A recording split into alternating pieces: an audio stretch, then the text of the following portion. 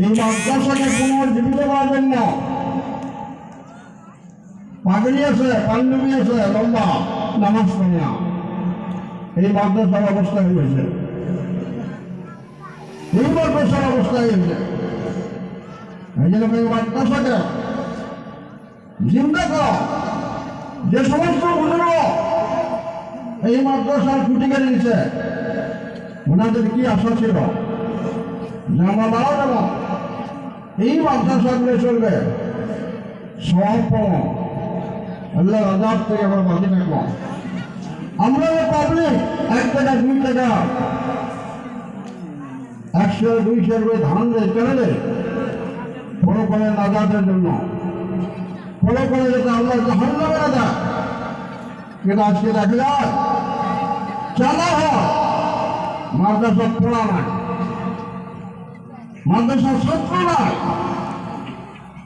মানে আপনাদের কাছে অনুরোধ করলাম, আমরা সিনিয়র মানুষ হিসেবে, সিনিয়র আলেম হিসেবে, মুরব্বী হিসেবে এই জায়গা পার্শ্ববর্তী মাদ্রাসা রাহুল মেহরবানি আছে, পার্শ্ববর্তী মেহরবানি ফরকানি আছে, মাদ্রাসা পূর্ণ দেওয়ার জন্য ছাত্র দেন এবং ওস্তাদ করার কেয়ার করে লক্ষ্য দেন যে ওস্তাদ খালি কালেকশন করবে না, পড়া পাবে, এটা লক্ষ্য দেওয়ার ব্যাপার। আমরা ছাত্র দেওয়ার জন্য রাজ দিয়েছি, ছাত্র যেন মাদ্রাসার পূর্ণ পর্যায়ে উন্নতি আমলগুলো হয়।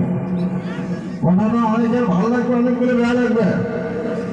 টিচার মিটার আসলে মানুষ ঠিক হয় না, টিচার মিটার আসলে মানুষ ঠিক হয় না।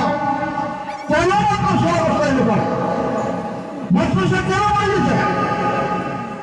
ছেড়ে নেই মাদ্রাসা, কেন আছে? ছেড়ে নাই।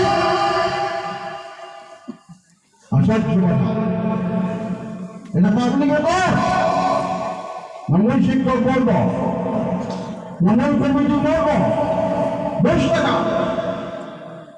কেন আলাদা না? প্রত্যেকটা মানুষের হয়েছে মাদ্রাসা, কে চালে যাবে? মেয়ে মানুষের চালাবে, কোথাও আর সেই চালাবে।